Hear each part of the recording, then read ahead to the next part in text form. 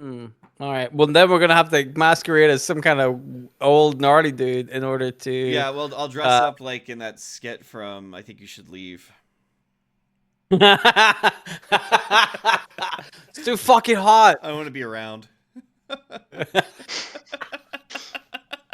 And she's like, "Oh my god, you're so hot." You're perfect. Uh, Hi, Maybe we everybody. should do Welcome like to a Smirk real Avengers. My intro. name is Corey, and Okay. with me is Dylan and John. Hi. I don't know Hi. how much of that. Heyo. Enough. Enough will be in. None of it. It just starts. This is the only episode without a cold open. It just starts straight It on just starts Corey. here. Hi. Probably for good reason. Probably for great reasons. Hi, folks. Welcome back to Smirk Avengers. My name is Corey, and with me is Dylan and John, as we just said. Guys, how's it going? It's going pretty good on my end. Yeah, not too bad. Not too bad. Good, good. So, we were originally going to touch on the Kang Dynasty, but Kang Dynasty is a bitch to get through. So we're going to take a little more time so that when we do get into that storyline, we give it all of the grace and context and texture that it needs in order to convey what's going on in that storyline. Is that fair to say? Yeah, it's gonna Yes. take a lot of time for us to tell you that it sucks. Yeah. So, Or does it? Spoiler alert. so instead, what we're going to do is we're going to go back to our bracket.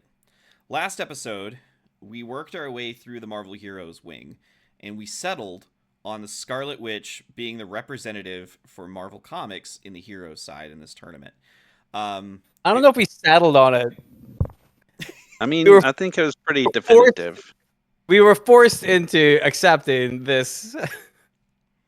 Upsets occurred. I Mm-hmm. mean, we lost Spider-Man and the Hulk and so many heavy hitters in the first round just due to pairings and matchups, and then of course random chance. So I feel like it's only fair that we finish out the Marvel wing and we do our Marvel villains and we see who's going to meet Scarlet Witch in the quarterfinals or semifinals. Is it semi, quarter, and then finals, or is it quarter semifinals? It's quarter semifinals. I think it's quarter semi, yeah. So this would be the semifinals. Is who is this person is going to take on the Scarlet Witch. Mm-hmm. All right. Well, for those who do not know how we do this, basically we have over like 4 or 5 episodes now. We have selected the participants of this tournament. We have put them in first round matches against each other. And now we're going to make the decision on who's going to advance in their fight. And we're going to basically do that by having a discussion on the pairing and who we think is better, who's stronger, who's weaker, who has advantages. And if we cannot reach a unanimous decision where we all agree on a winner, then we're going to go to a wheel. The wheel has my name and John's name and Dylan's name on there multiple times. There's several little slices with our names on it. And whoever's name it lands on, that person's decision is the overall winner. So there is an advantage if 2 of us agree that one person should win and one of us thinks that the other should win. There's a higher chance of the 2 people winning that because they're both on the wheel multiple times. However, that does leave room for a Cinderella story, an upset, where somebody who has no shot in chance or no real shot of winning can walk away with a victory. Kind of like how, when we first were putting together the Marvel Heroes side, I don't think any of us went, oh, Scarlet Witch is clearly the person who's going to be representing Marvel Comics. I think it's Should have been Domino. Should have been Domino. So, that's how the bracket works. Do you guys have any questions before we jump into the villains wing? Nope. Okay. All right. Guys, here is our Marvel Villains Quadrant. We have our first round matches over here. For those at home, you will not be able to see this because OBS really does not like the wheel for whatever reason. So I could still record it and show it to you, but it's going to be a little laggy. So this is mainly going to be just for the benefit of John and Dylan seeing the layout of the first round matches. But we're going to start off with a big one, and it was one that when we were determining the first round matchups, I think John felt a little fear. Yep. we're going to have Magneto versus Doctor Doom. Now, Magneto, I feel like might be kind of a controversial pick to have in the villain side. He's more known for being a villain, but for like 20 years now, he's been on the side of angels. Mm-hmm. But, John, I feel like no one should start this out but you. So by all means, take it from here. This is absolute worst pairing that could have happened. Um, I'm a huge fan of Magneto. Obviously, we've done multiple episodes on him. And Doctor Doom is just like, the preeminent badass villain of the entire Marvel universe. So, man, this is gonna be so tough to pick. Like both, like obviously very powerful characters, both very egotistical and sort of, you know, dismissive of other people as well. Um, both been around for a while, taken on like some heavy hitters on the the good side of things. So I don't know how we're gonna do this. I really don't. So I really I like how mean, you were like, this is the worst possible bracket it could have been. And I'm like, I feel like Magneto versus Green Goblin would have been much worse for you. that would have been pretty tough as well, to be On a honest. That would personal have level, I been, Yeah. mean. yeah, Yeah, because then you'd have yeah. to choose between your children, and I one of them know. must die.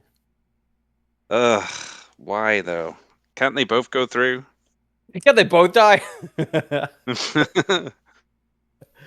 Yeah, Corey, can we just put them both through now and just forget about it, even going through that? Yeah, every match moving forward will just be a handicap. It'll be against the team of Magneto and Doctor Doom.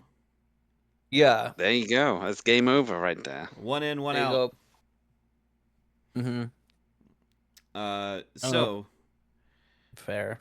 so John, as completely as unbiased as possible, Mm-hmm.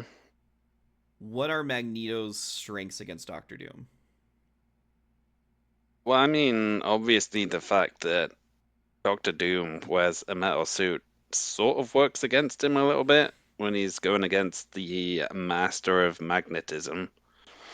But then at the same time, Doctor Doom is Master of Magic and Science.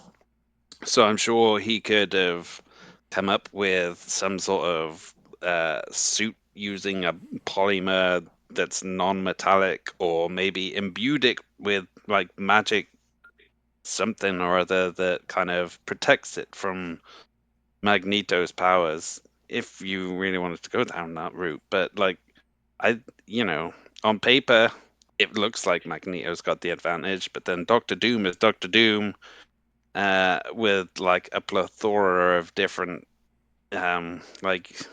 disciplines and stuff that he can dip into to kind of bolster his own abilities and protect himself from Magneto's powers. So I don't think it's as cut and dry as one might think initially looking at this.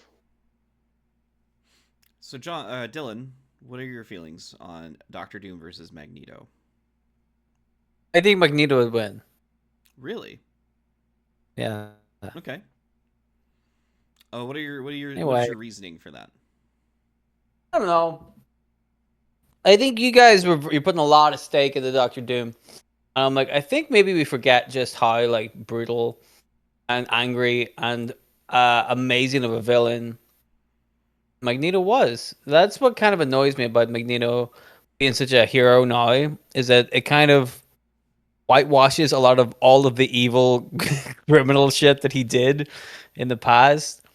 Um, I think maybe people kind of forget just how um, absolutely brutal he could be, and how very good he is at fine tuning his own powers.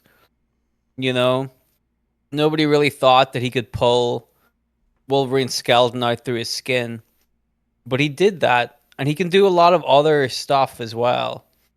You know, we've talked a lot about the power creep in Marvel comics when it comes to certain mutants, and they just make up a load of shit. Like, oh yeah, he can do this now. But like Magneto can do all sorts of weird stuff. He can like mess with the iron in your blood. He can mess with like molecules in the iron fibers in your clothes or in the air or around you. He's incredibly. You said that Doctor Doom is very well rounded in his abilities, but Magneto is very good at the one thing he's very good at, and I think that should be factored in significantly. So a jack of all trades, a master of none. But it's Not to say that Doctor Doom isn't the master of none, but Magneto is just very good at what he does, and what he does is very specific. Well, I was gonna say the rest of that expression, famously or maybe not so famously, is "but it's better to know a lot about everything than a whole lot of one." Well, do you believe that? I kind of do. I think versatility is important. If you take away Magneto's ability, like, I mean, this is Doctor Doom. This is mutants. This is super science. This is magic. I mean, if he could nullify Magneto's powers, which the government has been able to do multiple times with inhibitor collars and whatever generic super science bullshit they want to do, then what does Magneto have going in his favor at that point if you remove his control of magnetism? Do you think Magneto would walk into a fight with Doctor Doom and go, "Well, I'll be sweet. There's absolutely no way he'll be able to take away my magnetic powers." True, but You know what I again, Yeah, mean? but oh, go ahead, John. if Doctor Doom has like preparation time as well, then don't you think he's gonna have like plenty of ideas of how he can nullify those powers and kind of take away whatever advantages Magneto might have? I think you guys are putting you guys both put a lot of stock into Doctor Doom, and I'm like, I think Because Magneto, he in is, terms of like being a villain, is very good. He's very smart, and he knows what he's doing a lot of the time. He also prepares quite well when it comes, especially if he knows he's gonna fight Doctor Doom. He's not just gonna waltz in, you know, jerking himself off. He's gonna be like, he's gonna know what he's doing. He's gonna game plan. Obviously Doctor Doom will as well. That's the fun of it.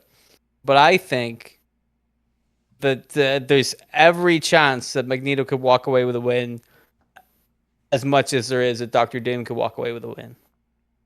That's what I think. I don't think it's as one sided as you guys do. well, I know that's the thing. I don't think it's one-sided. This is why I'm so torn because Yeah, I think they kind of match up so closely that I think they do. it's gonna Yeah. be tough to decide on this. I don't know. I think Doom, for me, I think Doom is clear cut on this one. I don't have as much See, that's it. hesitation to say that as you guys do. That's it. It's like I don't think it's clear cut. I don't think it's like 100% Yeah, dude. That's what I think. I don't that's think. I think it's like more of a coin flip. sure. That's fair. It just in my opinion, I think Doom is just has had way more experience with high level power. He's dealt with harder villain or Doom has fought the best of the best. Not to say that Magneto hasn't, but I mean, Doom went 1-to-1 with Thanos. Doom has gone up against like the Avengers, the Fantastic Four. Not to say Magneto hasn't, but He stole the Beyonder's powers. yeah. Oh, we've all done that. I think like if you were to say like what is Doom's assessment of Magneto, I think he sees Magneto as a political figure, as someone who could be important in that regard of like can definitely bring people to his side. But I think that Magneto wouldn't or Doom wouldn't consider Magneto overall threat to him. But that's also factoring in that Magneto or Doom is incredibly egomaniacal. So he's gonna have he'll have a low opinion of every single fucking person on this list, even if you're looking at like Thanos and Apocalypse and shit. Like Doom is Doom. Yeah. It's to me, he's their Lex Luthor. He's the be all end all, even if it's just in his mind. It doesn't change the fact that he's the be all end all. Mm-hmm. So I'm leaning to Doom. Okay. I mean, we all know that this is a very long-winded way of saying we're gonna spin the wheel. Yeah, but we have to find out. We have to find out whose names mean what, though, because you're leaning Magneto. I'm going Doom. So Yeah. John is going to decide who has the advantage on the wheel. Well, John can I- stay, and like we've established that as Yeah, well. that's what You I can was choose. thinking. You can just choose. If it lands on John, we just spin again. All right, if that's how you want to handle it, John, we'll do it that way. I think so. All right. But if it lands on John twice, he has to make a choice. There you go. I'm gonna add I'm gonna add another option is to spin a second wheel, and I'll have to figure out what's on that second wheel after that. Dylan! Oh man. Dylan! There you go. Heavy hitter off the fucking board already. Oh, I love fucking stuff up. Jesus. Yeah, so Dylan, remember last time you said that you didn't have a lot of good luck on the wheel? Could this be the beginning of a turn for you? No, I got one wheel spin correct last time, which I believe was Doctor Strange. Yeah. So I really fucked it up. And this is probably going to be my one wheel win on this round. So I got it early on, right at the bat, you know? All right, well, the Master of Magnetism is going to go into the next round. Who will meet him, though? We have the Asgardian god of magic, stories, and mischief, Loki, versus Cassandra Nova, Professor Xavier's old woman, bald, evil psychopath twin. I mean, she's the same age as he is. She just looks old. Well, she's bald. That ages women a lot. She doesn't have great skin. No. That's also true. Well, she, She got died. She's got to take care of herself better. Yeah, she reconstituted herself on her own, which I think is commendable, really, when you think about it. I was listening to some people talk about who their favorite mutant characters were, and one of them said that they liked the idea of Cassandra Nova, and they hated that they made her a young, attractive woman in the Deadpool movie. Any feelings on hot Cassandra Nova from Deadpool and Wolverine? I think she's supposed to be kind of grim, isn't she? Like that's, I mean, that she is like a counterpoint to Charles Xavier. Mm. Yeah. I mean, I wouldn't say no to hot Cassandra Nova. She can stick her hands in my head any day. It's not a euphemism, but it could be. Could be. If you figure out what it might be a euphemism for. I'm not quite sure how to If get you that can to figure work. it out, let us know. Yeah, stick her fingers into my. Well, moving on. We'll come back to that. We'll come on to that. So one person is a gifted telepath able to wreck a whole lot of shit with just the power of her mind, and the other is quite literally a god with a untapped potential when it comes to his full mastery of magic. Even though he is as old as he is, it always seems like Loki still has something else to learn. So, thoughts out the gate. Who are you liking, Loki versus Cassandra Nova? Wow. This is also very conflicting because I want to say Cassandra Nova a lot. I really like that character. And she is incredibly powerful, like as an analog to Charles Xavier. He's the most or one of the most powerful telepaths in Marvel history. Mm-hmm. Loki, like you said, is also a god. So that's kind of hard to bet against, isn't it? Yeah. Hmm. Oh, Dylan, anything coming across to you? Or John? Well, I think in terms of raw power, like I don't know, I might be tempted to give the edge to Cassandra Nova, but like I feel like Loki is, he's kind of built his entire like reputation on being like a cunning sort of individual who can manipulate people and kind of use his sorcery and trickery and stuff to kind of get his way. So I feel like maybe it's Loki's cunning, which kind of takes it over Cassandra Nova's, like, immense powers, but it's a tough one. Mm-hmm. I mean, I like Loki in this. Period. I mean, Cassandra Nova's egomaniacal. I feel like that is the exact kind of trap that Loki can set and take care of quite easily. And again, it's magic versus mutant ability. And I feel like mutant ability has its limits. And I like Loki over Cassandra. Now, I fought really hard to get Cassandra Nova in this tournament to begin with, so I'm very tempted to say this is just a rough draw for her. Mhm. Yeah.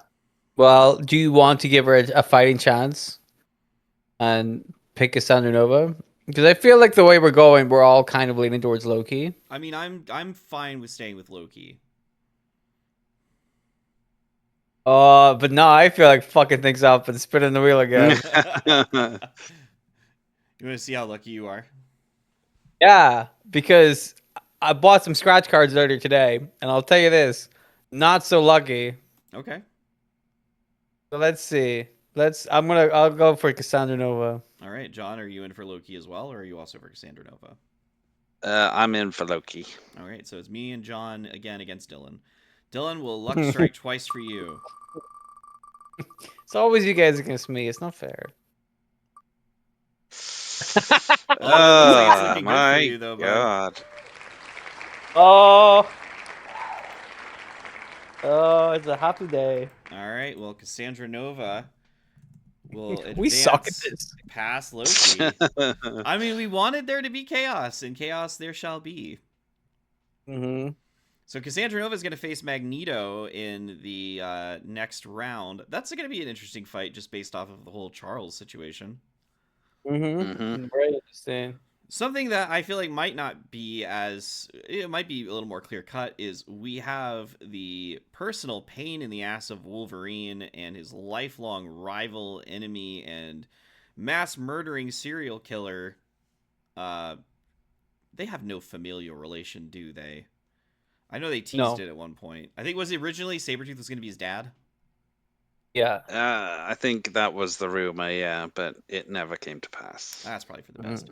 But we got Sabretooth versus one of Dylan's favorite characters, the devout and powerful Exodus. So Dylan, since you're a big proponent of Exodus, let us know what you're thinking. Well, guys, I'm thinking Exodus is probably going to win this one. I'm thinking, just right off the bat, excuse my old head, middle noodle, I think Exodus is probably going to win. Exodus is an incredibly powerful mutant, born in the time whenever they thought it was fun to just give mutants whatever the fuck power, which we will see later on, I believe, with another evil mutant.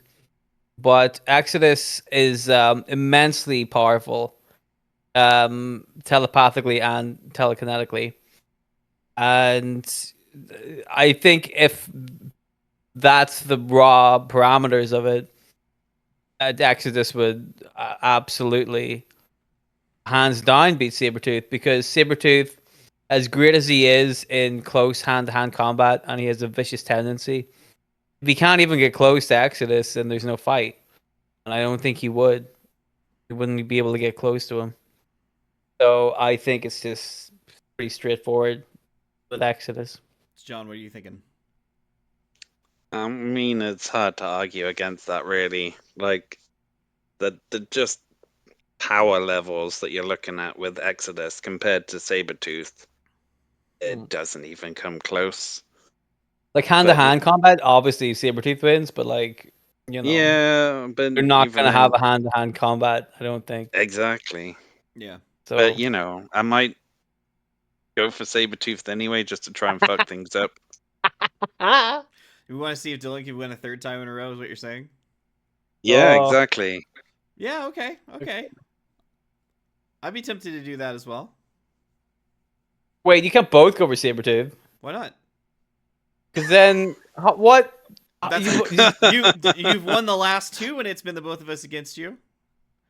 Right, but also, your reasoning for who would win between Sabretooth and Exodus can't just be, I want to see what Dylan thinks. You gotta, you have to pick a thing for real. You So- don't like Corey, blah, blah, blah, blah.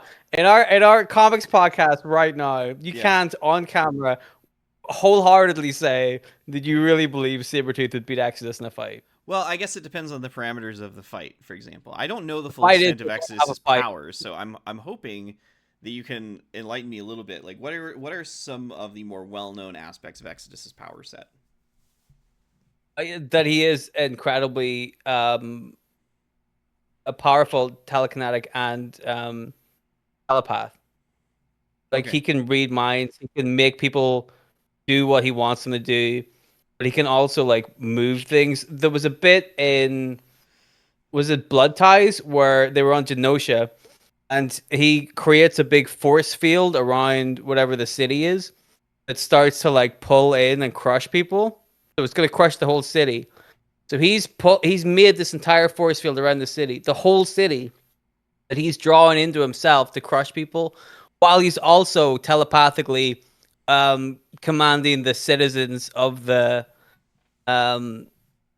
city to fight against the Avengers, while he's also fighting the Avengers. Like he does all of this at once. That's that's a lot of mental taxation going on there. That's a Could lot. he do that when Sabretooth is scratching him, though? Exodus can fly. I mean, it depends. Like I said, when I said it depends on the context of this, we know that Sabretooth's specialty is not usually the upfront attack. It's the psychological warfare. He goes after people that you love and brutally murders them, leaving it so that you find the remains, knowing that he's the one who did it. He's also an expert, hunter and tracker, so it's going to be more guerrilla warfare. Like he's not going to like come out in the middle of the street and challenge Exodus to a fight necessarily. If You see, he had to take down Exodus, Sabretooth is going to come with a plan. Well, here's the thing to counter both those points. Yes. Exodus' nearest and dearest person is probably Magneto. So Sabretooth would have to kill Magneto to get to Exodus, which isn't happening. And second of all, Sabretooth might not be the kind of guy to go out in the street and demand a fight with Exodus. Whereas Exodus would be the kind of guy who would come out in the street and go, I want to fight Sabretooth right now. And force him into not having the chance to work his psychological warfare and just have the fight. He's a very brash individual. He's also very confident of his powers. Corey, you can pitter patter your feet around this all you want, but you know that the answer is Exodus, and you're being what I'm going to say is a silly boy, and I'm sorry for using such language like that. I really apologize. Well, also what I'm also doing is Exodus is not one of the more well-known characters as well, so I'm hoping to also like learn a little bit more about him, and for the audience who's listening, also learn a little bit more about him than us just say like, oh yeah, he just dog walks Sabretooth, who does have more of a commercial, well-known mainstream appearance, even if it is in the Wolverine movies, where for the most part he was just played as a silent idiot. So I will say, I have always been of the belief that if you get a guy whose specialty is melee against someone who can attack him from a range, it's not going to go in his favor. So I will lean Exodus simply for the fact that if Sabretooth can't get close, Sabretooth isn't going to win the fight. And it doesn't matter if his healing factor is involved at all. He could just always be kept at a distance. Correct. Now it turns into the game now is chance. it's when we spin the wheel, is it always going to land on the 1 instead of the 2? Because the first 2 times we did it, I was the 1, coincidentally. They both landed on me. This time, John is the 1. So if it lands on John, then we're like, well, every time we spin the wheel now... Or it's always going to land on... Or if it lands on you, it always is going to land on Dylan. That would be 3 in a row. Those are the 2 games we're playing. Yeah. It's either going to land on the 1 out of the 2, or it's just going to land on me all the time. So are you ready to spin? Yes. All right, here we go. Oh, this is fun. This is going to be brilliant. All right. Landed on me, not Dylan or John. I was the third. So it didn't do either of the things we wanted it to do. It didn't do either of the things, which does prove that it is still a wheel of random chance. So okay. That was said, fun anyway. Exodus does advance past Sabretooth. Now the question is, he's going to go up against either perpetual thorn in the side of the Incredible Hulk, Emil Blonsky, aka the Abomination, versus the Juggernaut. And what else can you say? It's the Juggernaut, bitch. What does Abomination do other than being really strong? I mean, he's kind of, I guess, durable as well. Like, he can absorb a lot of punishment. He's got a weird Then, face. yeah, he's got those weird sort of fin things on Yeah, on the side of his head. kind of cool, maybe. You know, he doesn't have a cool helmet though. No, that's a mark against him. He doesn't have like a baby version of him that we invented for the show. Nope. So, All right, He's not unstoppable as well. exactly.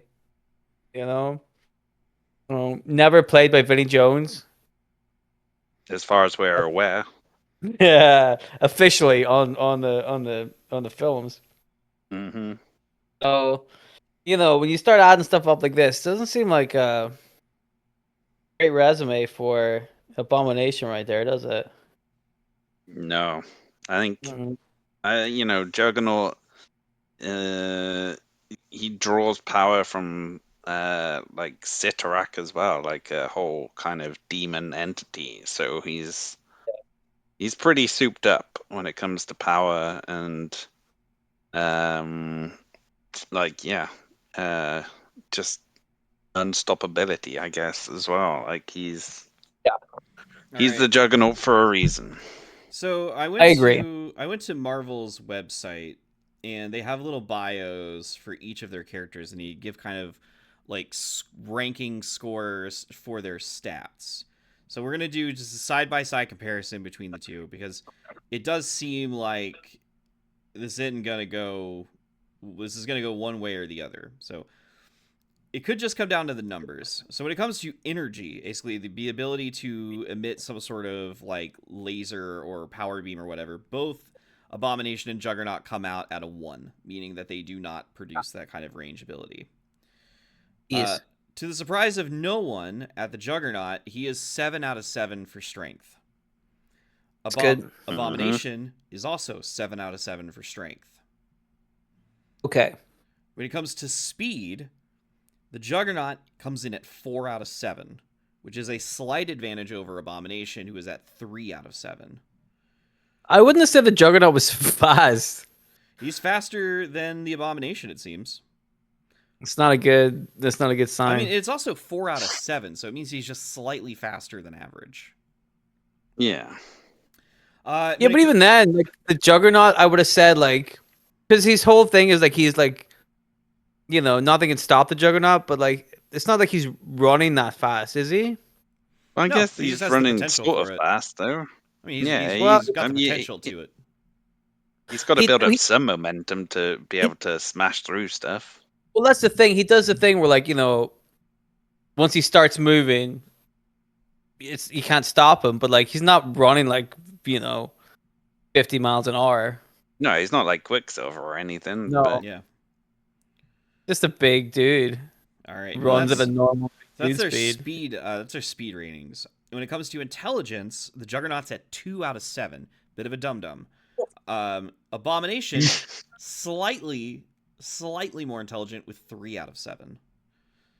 Okay. We've got fighting skills now. Juggernaut comes in 3 out of 7. He's a brawler. He doesn't need to know how to fight because he hits you real hard, which coincidentally enough makes him a slightly better fighter than Abomination, who's at 2 out of 7 for that same reason. Now, here's the stat that I think is the deciding factor. We both know that they're 7 out of 7 when it comes to strength. When it comes to durability, however, Abomination is 6 out of 7. Juggernaut's 7 out of 7. So he's more durable. The Juggernaut is more durable than Abomination, even though they apparently are similar when it comes to strength.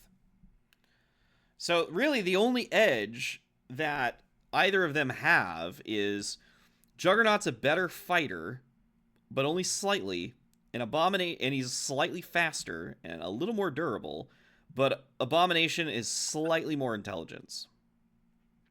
which I don't think factors in really. No, does it? not in this fight. This is a Nope. fight between the dum-dums. Mhm. This is a dum-dum war. So I am going to hazard a guess and say this is our first unanimous vote in that we see the Juggernaut moving past Abomination. Well, it should be. He's like our little mascot for the Mhm. show. His son is. Go for the big red dum-dum rather than the big green dum-dum. There we go. Yeah, Speaking of green I think that- dum-dums, or people who are not dumb but are actually very smart but also green. John, you better calm down. Don't kill him just yet, John. I know he called the Green Goblin a dum dum, but please. I'm not happy about this. He's raging. Norman Osborn, like one of the smartest scientists. No, he's a dum dum. We've got in our next round. He's freaking dum dum. In our next fight, we've got Dr. Octopus, super intelligent Spider-Man villain against the Green Goblin, super intelligent Spider-Man villain. If you look at it, Did you mean Dr. Octopus was it the dum dum because he wears like the green? They both wear green. Yeah, so they're both dum dums. Yeah, they're both dum-dums because they both fight Spider-Man. Dr. Octopus gonna win. Dr. Octopus is a dum dum. Yeah. Listen, man, if you've got enough patience, you can get through a PhD program. You can outlast people. Right. It's a little, but you would have to have some level of intelligence to be able to go through all that. I'm sure. Regardless, our next fight is between Dr. Octopus and the Green Goblin. Both of them are well-known Spider-Man villains. Both of them have spent stints acting as Spider-Man for all intents and purposes.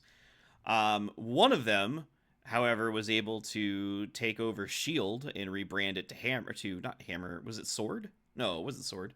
They were Hammer. No, it was Hammer. It was Hammer. Yeah. I always just think, like, why would they name it after Justin Hammer? But, oh well. They didn't. But regardless. That was a coincidence.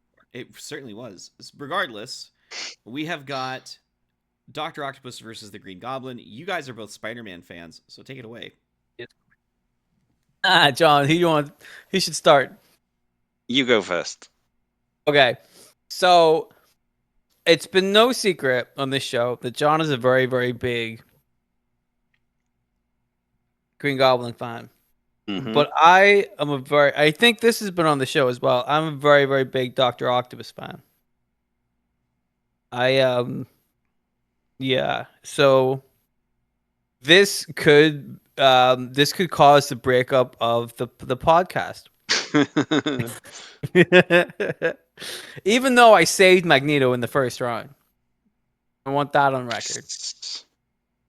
But by the way, John, I saved Magneto, so whenever we get to Carnage, let's, Yeah.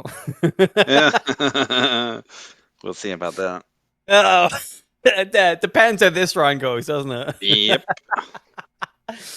Let's see how long my luck can play out for.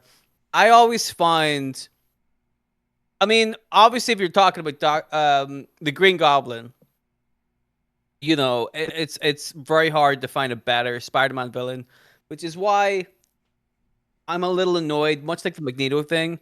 I'm a little annoyed that they've just turned him into like a good guy now, because you're like, that's not what the character is for. That's not what the purpose is.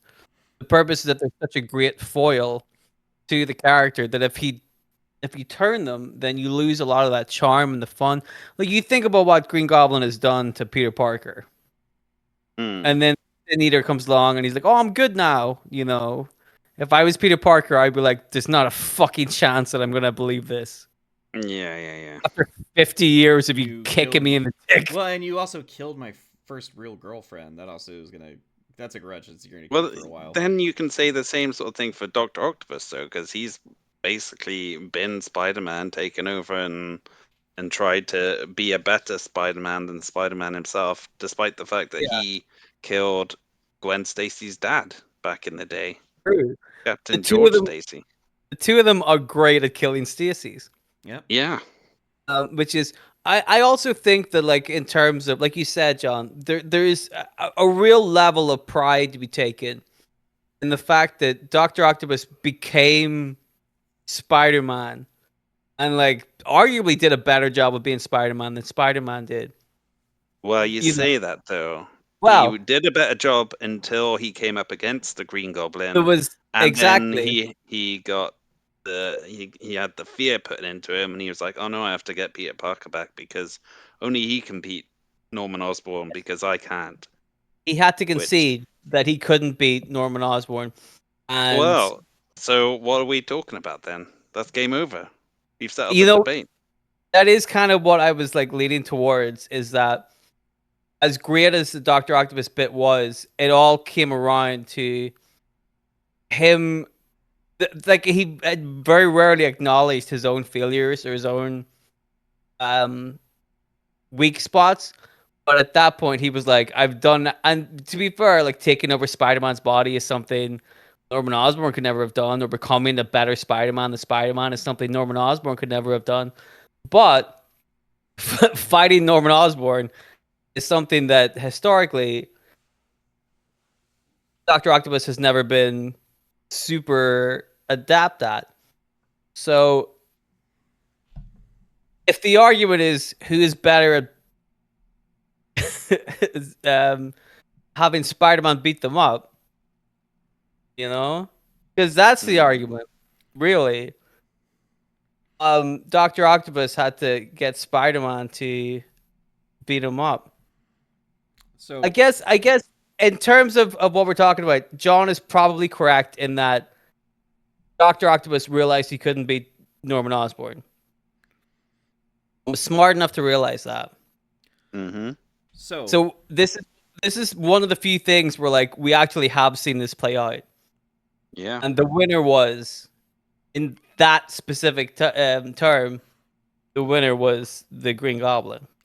So to put something into perspective for you, I do have those same kind of stats for Dr. Octopus and Green Goblin. If you just want to see, like, what's the difference between them. Yeah, if you want to ignore the 10 minutes we just talked about. Well, no, it's not. It's not ignoring. It's more of a supplement. Thank you. Okay. It's All to right. supplement the conversation and maybe give you something to think about in a different perspective. So when it comes to energy ratings, again, the ability to generate, like, some sort of an energy blast from your hands or eyes or what have you, Dr. Octopus is at a 1, meaning that he does not do that at all. And the Green Goblin is at 3, so he has an advantage when it comes to that. Strength-wise, Dr. Octopus has an advantage at 5 versus the Green Goblin's 4, due to the arms. That is nonsense. You Green disagree? Goblin, that's the Goblin's theorem. He's It's the got arms. super strength. They're factoring in the arms. The If you arms are factor in factored in. Dr. obviously, without the arms, Dr. Octopus is That's just a 1, regular yeah. fat. He's a fat, old, gnarly looking dude. Yeah. And we know what that means on this show. But if that was the fight, obviously Norman Osborn has the advantage, like, hands down. But it's the arms. If he's fighting with the arms against Green Goblin, that's a closer fight. I still think Norman Osborn probably has it, but those arms are very powerful. So I will tell you that when it comes to speed, they are dead even at 3. So I don't know if that's factoring the Goblin Glider and the arms doing what they're doing. Intelligence, and I feel like this is where it's going to get controversial for you guys. And again, this is Marvel.com. This is the Marvel Comics source. This is not Comic Vine or CBR or any fan-voted thing. This is what Marvel has put out there with their chest out. They have stated that Green Goblin has an intelligence of 4, and Dr. Octopus has an intelligence of 5. Meaning that He's Doc a doctor. is smarter. He's not Dr. Goblin. Again, it's nonsense. And I feel like this is where we're going to run into another one when it comes to fighting skills. The Green Goblin is at 3 when it comes to his hand-to-hand abilities, whereas Dr. Octopus is at 4. What? I don't know about that either. That doesn't sound right. Were they drunk when they wrote this? And the final one is durability, this was what kind of sealed it for Abomination versus Juggernaut if we weren't leaning towards Juggernaut anyway. We have Dr. Octopus at 2 and the Green Goblin at 4. So Goblin is way more durable than Octopus. So Octopus may have 4. Yes. He may have more. The man, he came back from the dead, and he got exactly. 4. That is Again, oh my this goodness. is Marvel Comics. This is their website. This is not fan voted. But they read their own comics? What the fuck? No, they didn't. This is like some intern's job. You know this. 4? He got impaled by a goblin glider and went back to work. Listen, What I are mean, you if talking about? it's baseline, like 1 is like what a normal human would be, then yeah, 4 is not that bad. You know, it's not 7, which is what Juggernaut was. It's like, again, that's 4 out of 7. It's slightly above average, but yeah, it's not like a What 5 or a was Doctor 6. Octopus? What was his 2? 2. Even that, like, that used to be a thing in the old comics. Was like if you turn off his arms, he's just a normal Yeah. fat dude. He doesn't Plus, have any durability. there was a storyline where he was basically taking so many hits over the years that his body completely failed on him as well, which is, Yeah. Yeah. what inspired him to, take over Peter's body and become the superior Spider-Man in the first place. To be fair, I love that run because it did a lot of great stuff for Doctor Octopus as a character. You know, Mm, like you really were like, "Boy, he is a real villain. What a piece of shit." mhm. Wonderful stuff, man. See, that's why I'm so I really want to go with Doctor Octopus because I love him so much. But like, I think that realistically, like numbers wise, if we're looking at things properly, the way we should do, no bias, no anything like that, it's probably the Green Goblin, right? I think Yeah. this is very close, but I think you're probably talking about the Green Goblin. Not necessarily going off the numbers that Marvel give us, which I think we can agree are fucking stupid. Yep. But I'm probably gonna have to swing towards Green Goblin. Okay. John, Yeah. what do you think? Well, I love Doctor Octopus as well, but I think Green Goblin may have swung it for me because of Oh, the fact he's way better. well, that's controversial. He's talking because he's way better. I mean, I this is one of those things where I don't necessarily feel like I have a dog in the fight. I would probably prefer to read more Green Goblin stuff. I think the Osborn family is fascinating. Harry Osborn is low key one of my favorite supporting characters in general. Like I loved him in the animated series, and one of my I've said it before. Like the storyline where he was slowly turning into the Goblin that McFarlane was doing the art for back in the '90s is one of my favorite. So yeah, Mm. no, I'm inclined to go Green Goblin, and we'll make this our second consecutive, even unanimous decision by putting the Green Goblin advancing into the next round. Is that fair? Yeah, I think that's another one where they kind of got screwed by the bracket. Yeah. Hmm. All right. Up next, we have one of the champions of the Skrull Empire, with the ability of all the Fantastic Four, the Super Skrull, versus the serial killer symbiote Carnage. Dylan, I have the stats for this one as well, and I feel like you will enjoy them. Yeah. So before we get into that, I would love for you guys just to kind of give me your first impressions of Super Skrull versus Carnage. Okay. Um, let's go. I'm not gonna go like super recent Carnage because I don't know a whole lot about it, and I also don't like it. So let's go with like a more classic Carnage, but he's a vicious, ruthless killer who has been gifted the power of the symbiotes, and he uses his abilities in a much more interesting way than Venom does. So he can like turn his hands into weapons and like fire them off away from him and like move his body and tendrils and stuff. So he uses his body to create as much carnage as if you will as he can. He's a very ruthless character.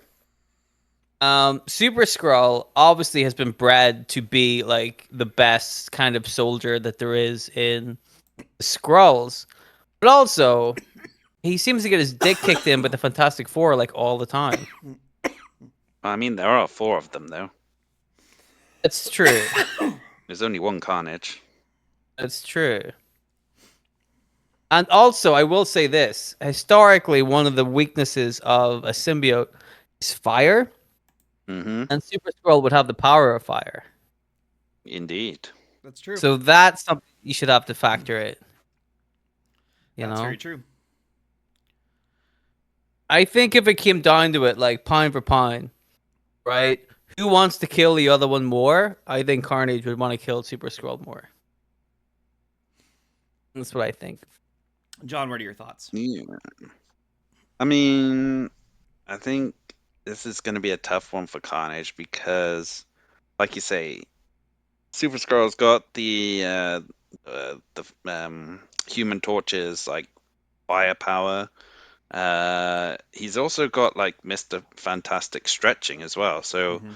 like part of Carnage's deal is like, you know, like you say, turning his symbiote into like blades basically and stabbing people and slicing and dicing them. But if he can't do that because Super Skrull is just too stretchy to slice and dice, then that is gonna, you know, make it pretty hard for him to beat him.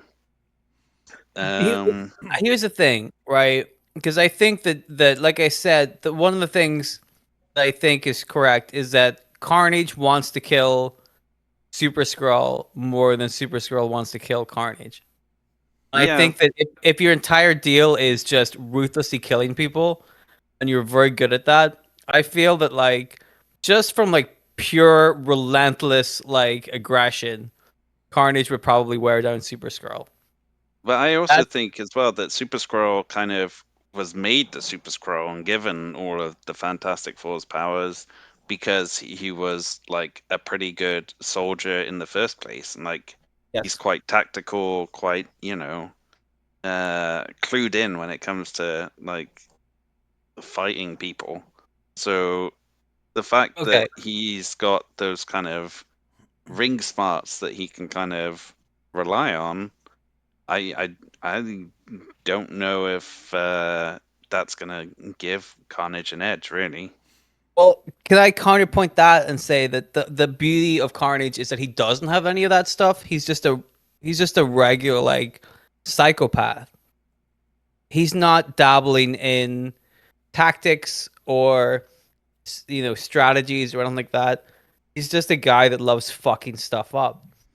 And in terms of that, like not only is it hard to plan a strategy against that kind of guy, but it's also hard to plan like a defense against that because you don't know what he's gonna do. I think the thing You know that what I mean? It's just I think the thing that's getting neglected is that the Super Skrull is a like trained soldier representing the Skrull Empire. I mean, he's not just a guy who got powers. I mean, he is military trained by a race of people that are constantly at war. Mm-hmm. right, but that's what I'm saying is that like I don't think that military tactics matter when you fight a guy like Carnage.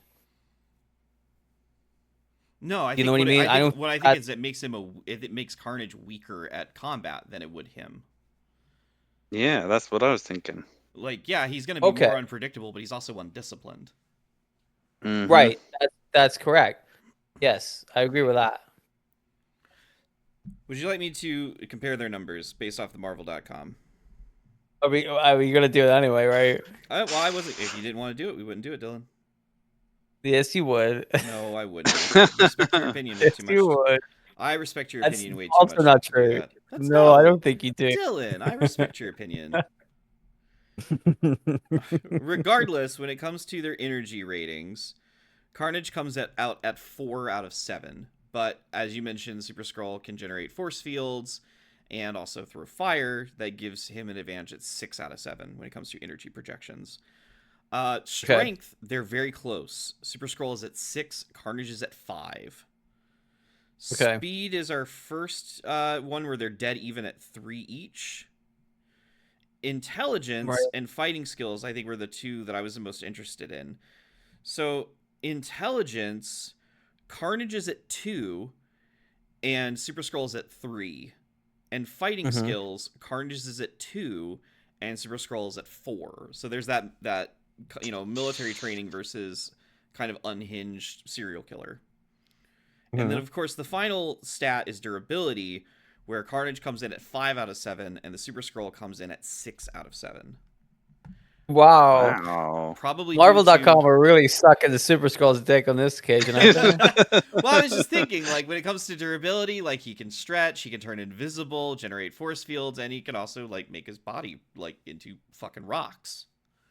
Mm-hmm. So I mean, I will say for Carnage, he got ripped in half by the Sentry and still came back, so he's pretty durable as well.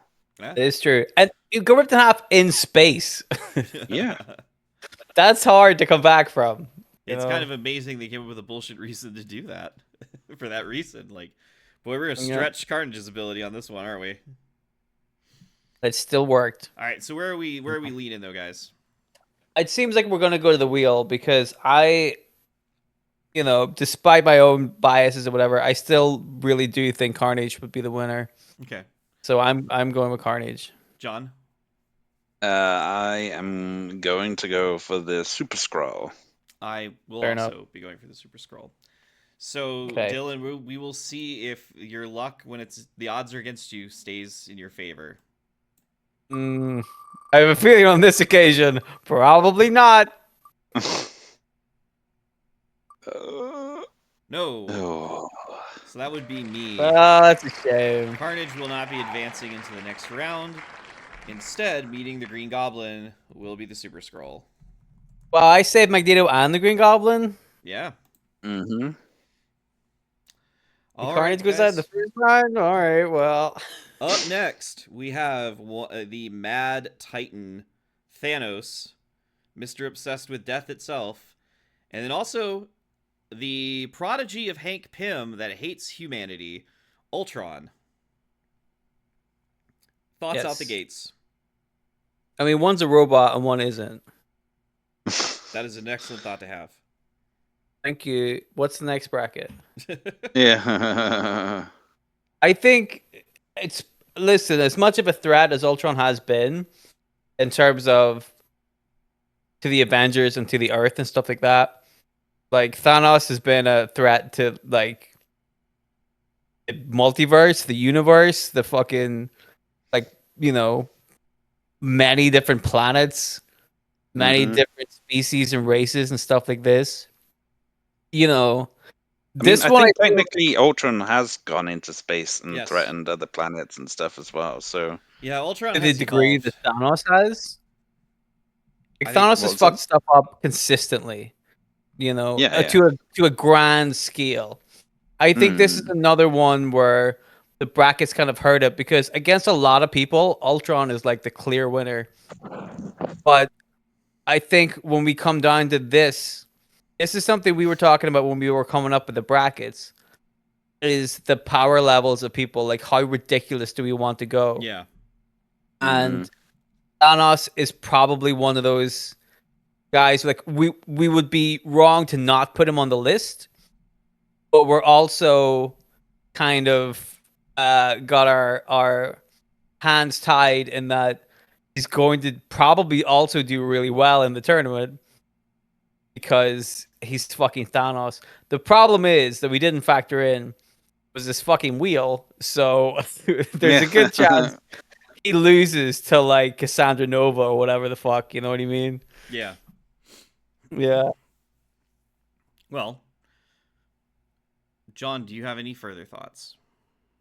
I mean, let's face it. It feels like Thanos is going to be pretty tough to beat. Yeah.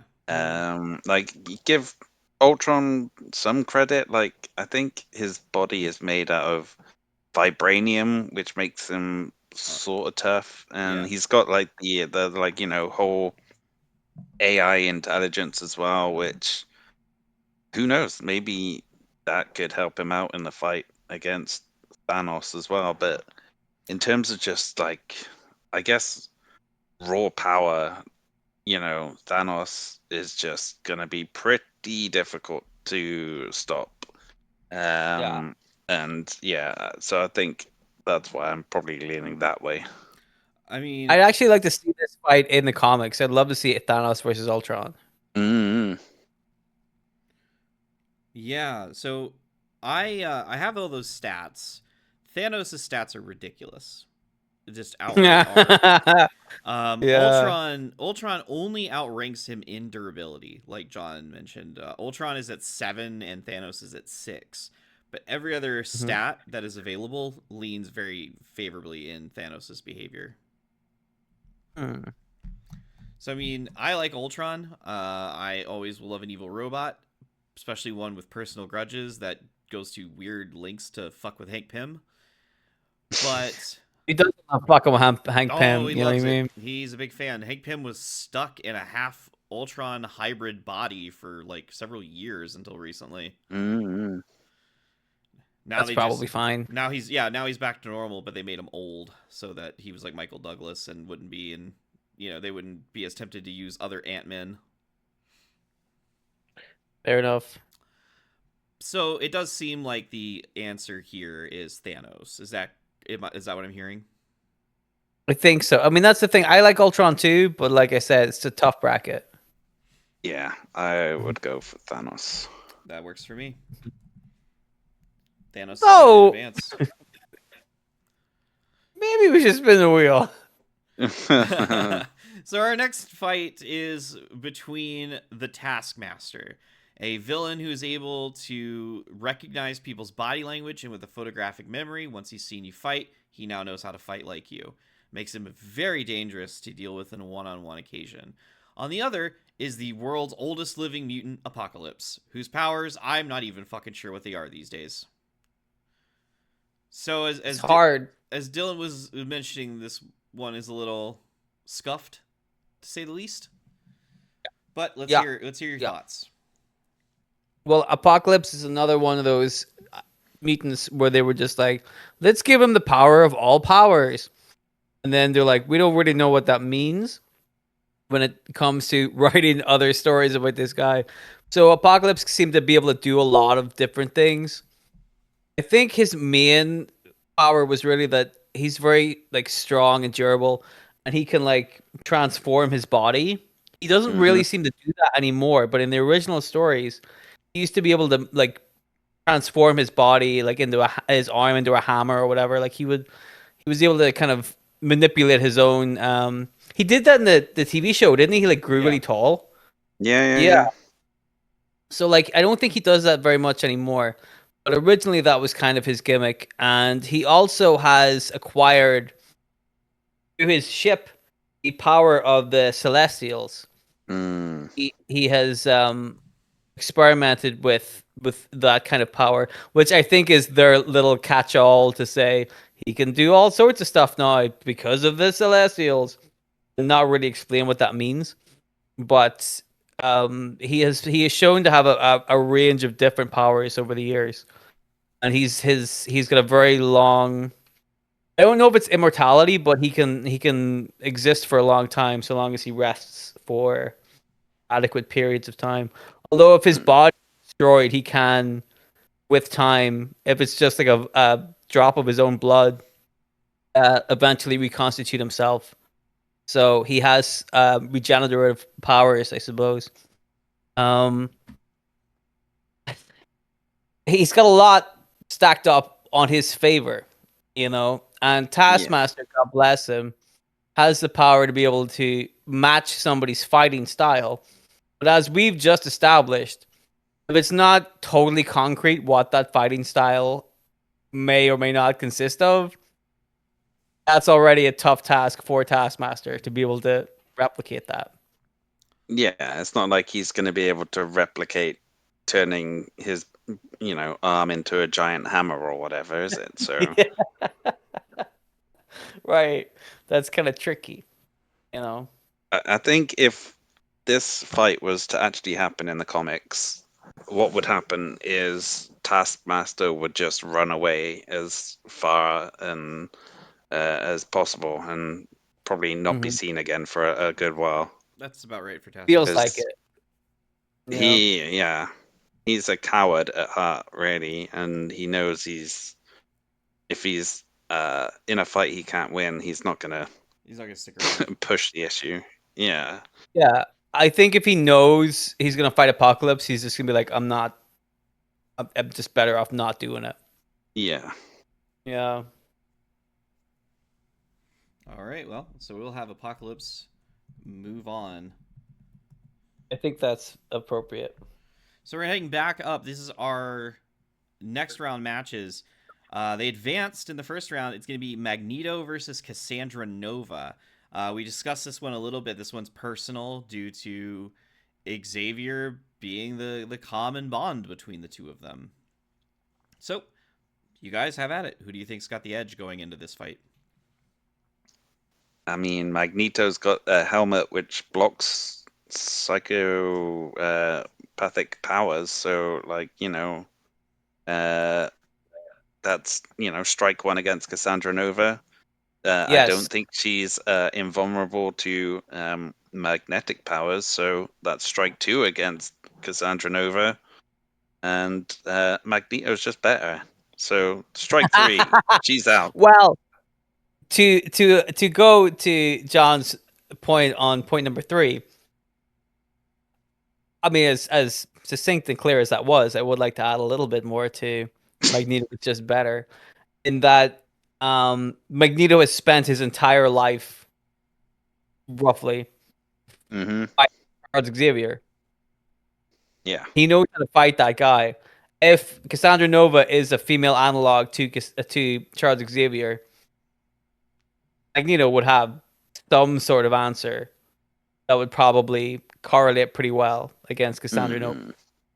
I think that while they both have a hatred for Charles Xavier, the fact that one of them is incredibly like Charles Xavier is a disadvantage for that person.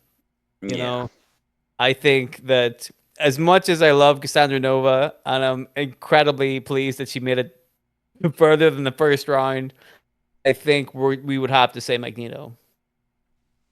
Yeah, you're not going to get an argument out of me for that. Um, Magneto's been fighting high-level telepaths his entire adult life. He knows how to do it.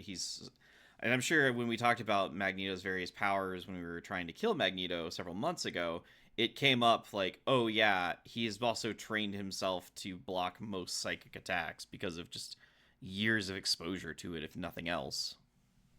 Mm.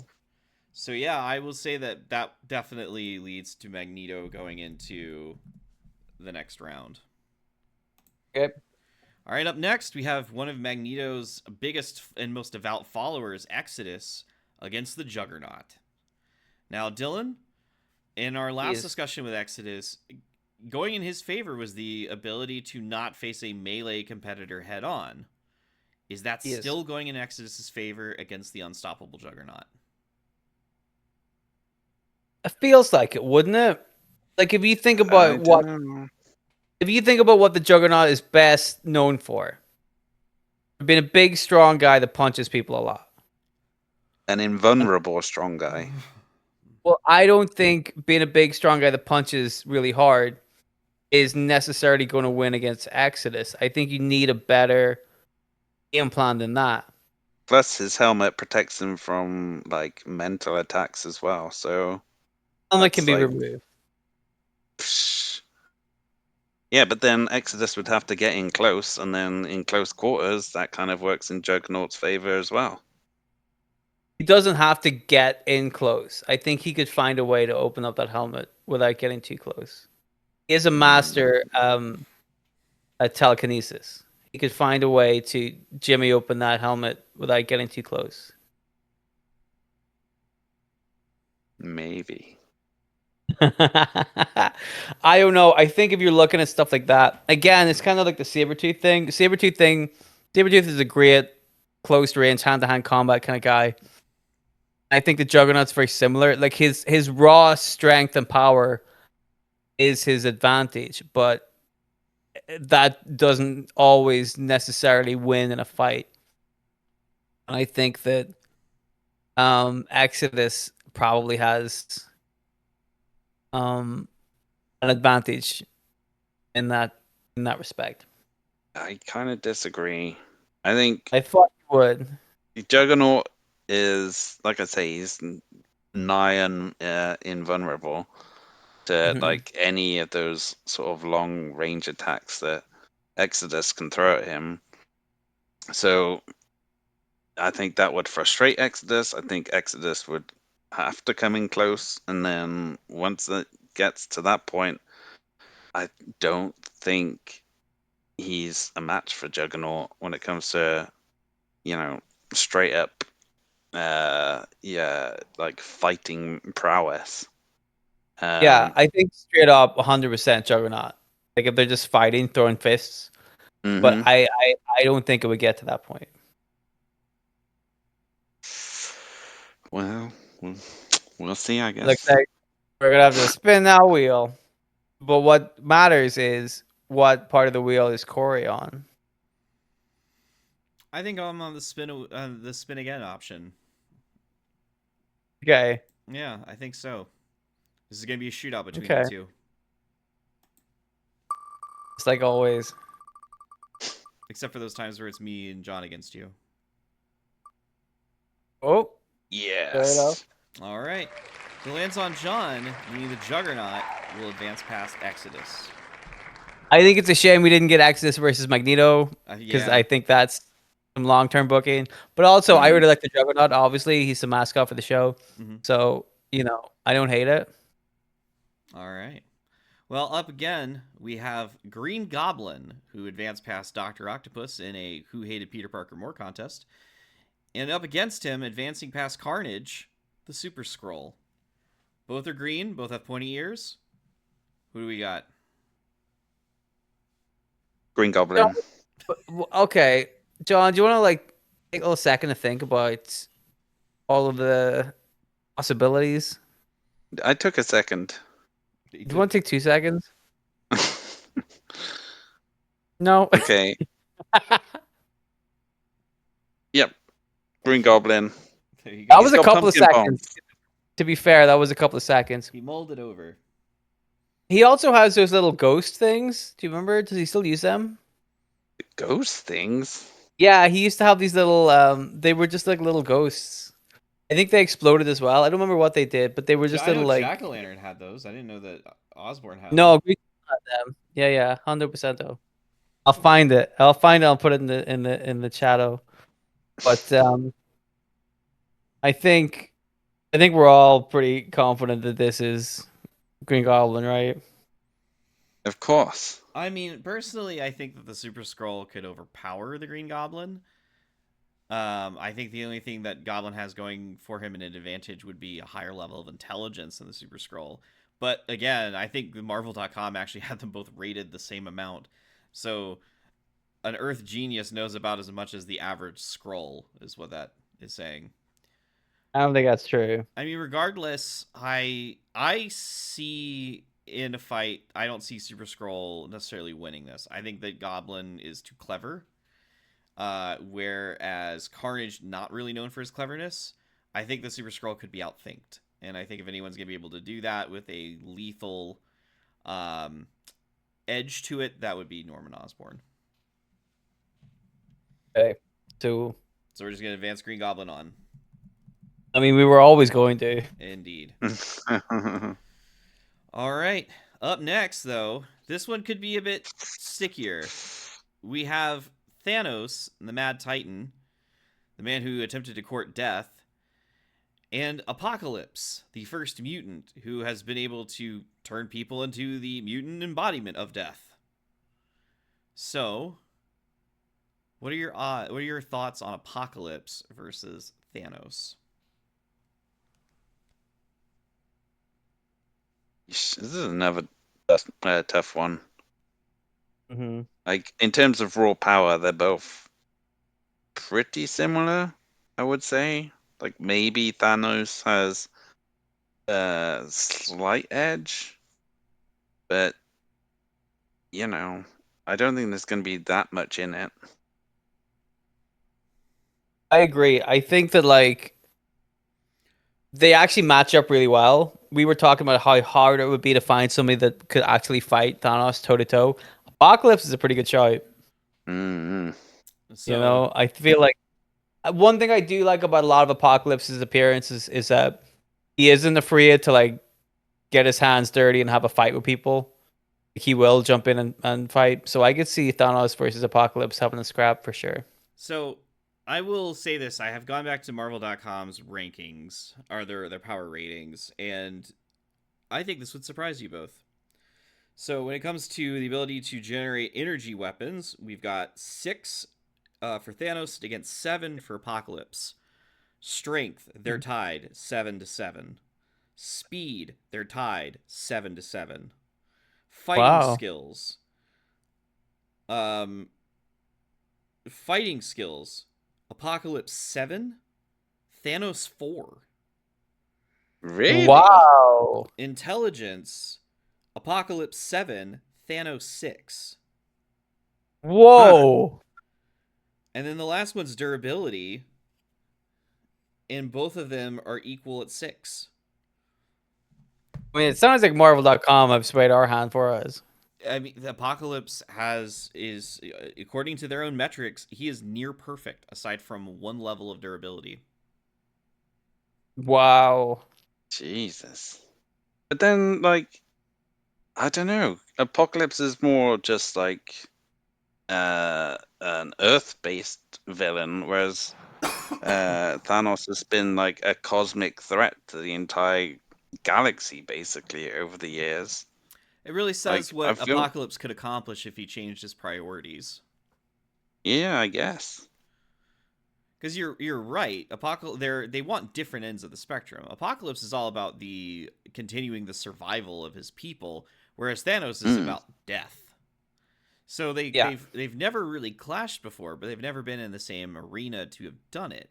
I actually think Apocalypse versus Thanos would be a fascinating, like, philosophical thing. Yeah, So what yeah. you're saying is that Apocalypse really should, in order to preserve the mutant race, expand into space. And they tried that with Araco, or changing or re-inhabiting Mars.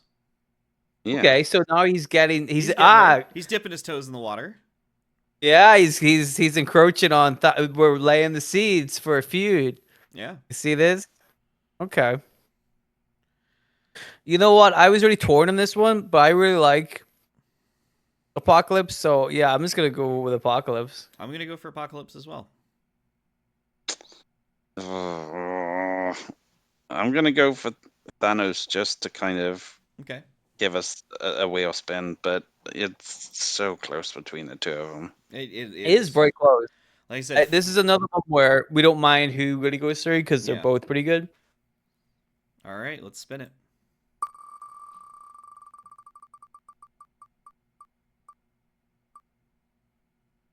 And Bam. Apocalypse Wow. is gonna go into the next round. Again, we'd like to remind Very- everybody home, we are not an X-Men podcast. Even though I mean, 2 of the 3 4. out of 3 of the 4. Yeah. Wow. So our final 4, making it, we have one match. We have Magneto versus the Juggernaut, and in the second match, we have the Green Goblin versus Apocalypse. So let's start with the top order. Wow. Who do we got? Magneto versus the Juggernaut. Magneto.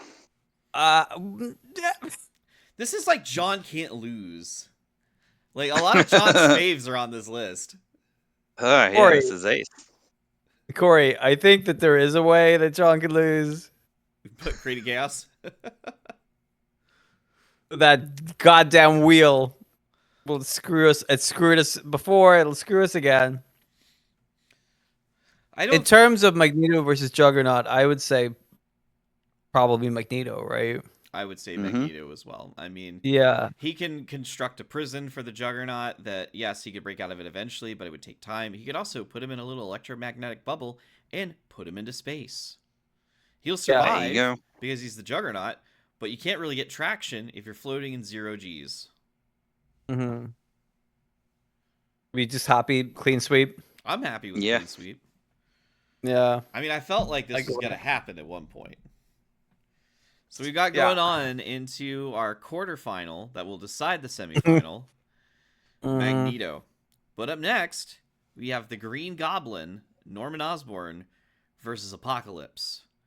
Apocalypse had to get through Thanos, probably his toughest matchup, to face the Green Goblin, who got past Dr. Octopus and the Super Skrull. Yeah. Do we think that Norman Osborn's luck can get him past Apocalypse? I feel like he's out of his weight class. I would say 1 out of 3 of us think that for sure. But the trick is trying to find out which of the one that will ultimately cause us to spin the wheel. Hmm. Well, I we mean, mhm. have we ever seen Apocalypse like eat a pumpkin bomb before? What kind of damage that would do to him? No, we just don't know. Do you think it would So damage him? I think it would absolutely wreck his shit. I mean, technically, yeah, I agree. His shits would not be good if he ate a pumpkin bomb. That can't be good for your stomach, you know. So it's 2 votes for Green Goblin then?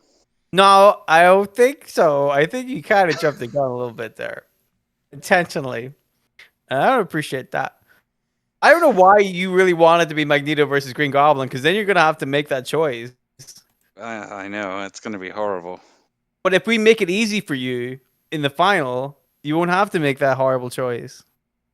I think you're just going to try and put Apocalypse over Magneto, though, so. Oh yeah, well, I'm putting Apocalypse over Green Goblin right now. Mm, So it sounds like we're spinning a wheel then, because that's 2 for Apocalypse and But 1 it's for Green Goblin. okay. So me and Corey are both for Apocalypse. Yeah. Yeah. I feel like Okay. this is out of his weight class. He's pretty good, but I don't know if he can pull that one off. You All right, know. here we go. well, let's see. Yep, we're about to find out. And the way of our luck goes. Oh, no! Oh, all right. Hey man, 1 out of 2 ain't bad. No, again, we are not an X-Men podcast. But our finals are set. Magneto versus Apocalypse.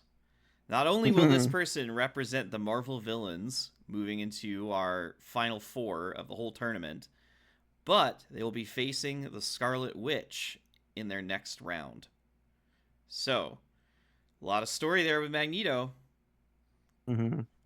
but it's Magneto versus Apocalypse. What are we thinking? Apocalypse versus Scarlet Witch might be a fun, fresh, interesting matchup, would it? I don't know if Well, they've fought so each would other. Magneto against what he once thought was his daughter. Well, that's what Corey was saying, and the storyline's already there. Yeah. You know, there is a lot of stuff there. But maybe we've seen this too many times. We tread that grind too many times. Maybe we want something new and fresh and different. You know, with a big heavy hitter like Apocalypse. No, I don't think so. Thought I had you there. I really did.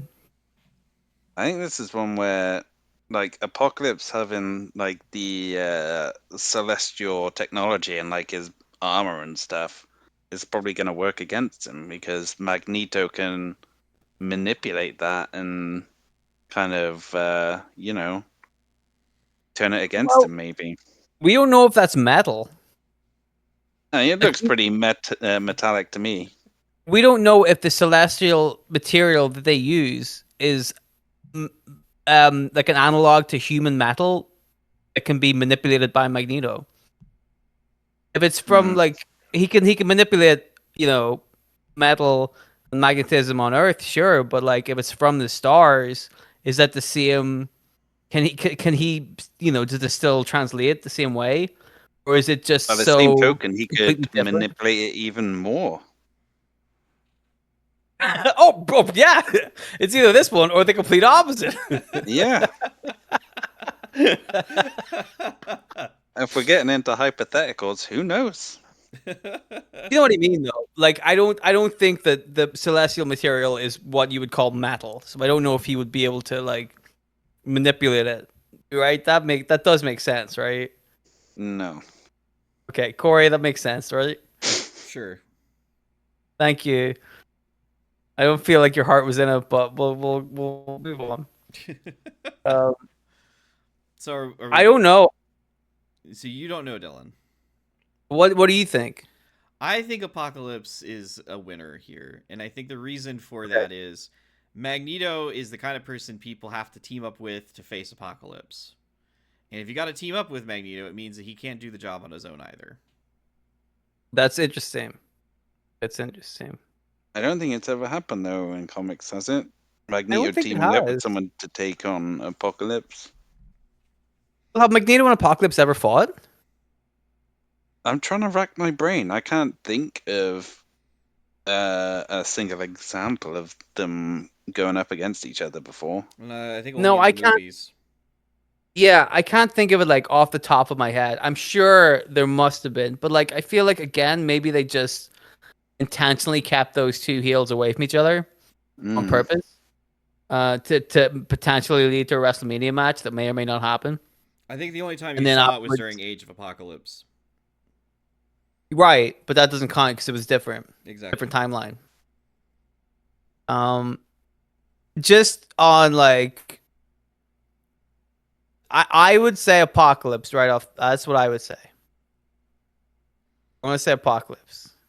Corey's gonna say Apocalypse. John is undecided.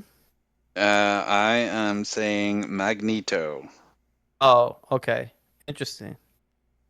Um, so we're gonna have to spin the wheel. We'll have to spin the wheel. I was Mhm. trying to see if I could find people online discussing this, and it is discussed pretty frequently.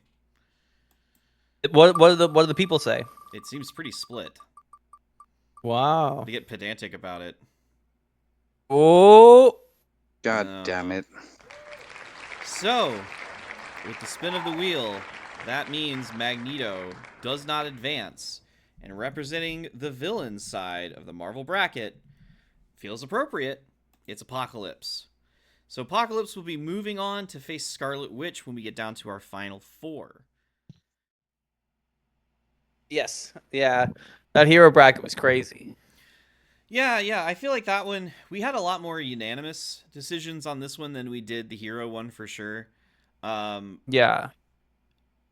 Like I said, when I looked at those stats comparing Apocalypse versus Thanos, I was surprised at how much more weighted they were to Apocalypse in that. Yeah. That is surprising. To be honest, I'm not taking too much stock in those stats because it sounded like a whole lot of them were just Made up. made up. I mean, Norman Osborn and Green Goblin, their stats for intelligence particularly were criminal. Like Mm-hmm. 4 out of 7. You're like, what do you mean 4 out of 7? But The durability one, I think, was the craziest one. yeah, Yeah. but it has been decided, guys, that going on to meet the Scarlet Witch on the Marvel end of the bracket will be Apocalypse. So, Yes. the next time we jump back to this, we'll be starting the DC comic sides of things, which will be interesting for me because you guys aren't as well read on your DC Comics characters, and I'm curious to see how some of those decisions will work out for you. I would say a lot of that's just gonna be us going, yeah, whatever you think, Corey. Yeah. Well, Okay. before we wrap up, is there any final thoughts on the Marvel villains bracket and how it turned out? I actually think that turned out really well in terms of like a proper bracket. I think that the first one we did was very unpredictable and crazy, and a lot of weird shit happened. Whereas in this one, I think that like a lot of it played out in a much more logical manner. Yeah. Mm. Like let's be totally fair. Magneto versus Apocalypse is a great final, and Yeah. that could be a coin flip any day. Like it could easily be Magneto at Yeah. any other point. So I think like I feel like we got that one more right than the hero one, which was like a bell to bell train wreck. Yeah, Batshit. It was absolute batshit. yeah. Our Fuck final me, four. dude. Our final four were Rogue, Yes. Captain Marvel, the Scarlet Witch, and Wolverine. Ladies' night. Yep. Ladies' Night. Because it was a female Wolverine, so it kind of counts. Yeah, Laura Kinney. So, Mhm. John, what's your movie count at? I am now up to 1,132 movies for the year so far. It's insane. Absolutely insane how much you get done. Wait a Yep. minute. Is this episode going up in 2025 or 2026? No, this will be going out in 2026. So this is not the 2026 year end yet. Uh-oh. It'll be fine. Mhm. We did this last year too. Okay, fair enough. Like, wow, John, you watched 1,000 films in like 2 days. Yeah, Wow, just very can't good. stop me. Knows what he likes. So, John, what was the last thing You you know? watched? The last thing I watched was a thing called Wild Thing, which was basically like an urban take on Tarzan, where this kid watches his parents die, and then manages to escape from the sort of drug lord who killed them. And then he gets taken under the wing of like this crazy homeless lady, and then she dies, and then he basically becomes like a superhero, like living on the rooftops and swooping down to save people in, I think it's New York, or basically just a big city. And then yeah, he ends up clashing with the drug dealer guy who killed his parents, and yeah, saving the day basically. Sounds a lot like Batman. It's not far off Batman. It's like if Batman was really poor rather than really rich. Well, there you go. Wow, Hey, Dylan, what are you it's the getting up only to this difference. week? So on Monday nights, I do a radio show. It's on bouncedigitalradio.co.uk. You can listen to it on your browser. You can listen to it anywhere in the world, so long as it's at 9 o'clock UK time. You can listen to my show, play all sorts of like grunge music and heavy music and just stuff that I like to listen to. So we're gonna be playing. What are we gonna play? Red Hot Chili Peppers, Elliott Smith, Pearl Jam, At the Drive-In, Beck, Motorhead, Tool, Stone Temple Pilots, all this stuff and more on the show. bouncedigitalradio.co.uk. And I sometimes stream on Twitch at Spooky LaRue, where I draw pictures and I animate those pictures and put them on YouTube at Team Crows NI. So feel free to subscribe to all that crap if you want to.